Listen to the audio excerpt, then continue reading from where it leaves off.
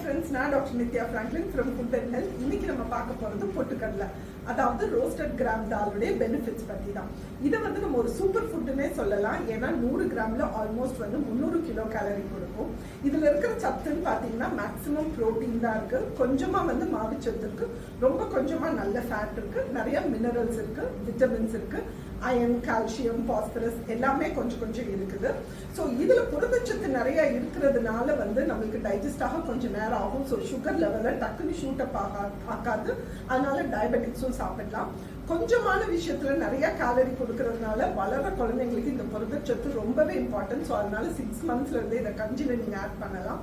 பியூட்டினேட் நிறைய இருக்கிறதுனால நம்மளுடைய பெருங்குடலுக்கு ரொம்ப நல்லது. இதுல இருக்கிற விட்டமின் பி வந்து லங் கேன்சர் வராம தடுக்கும்.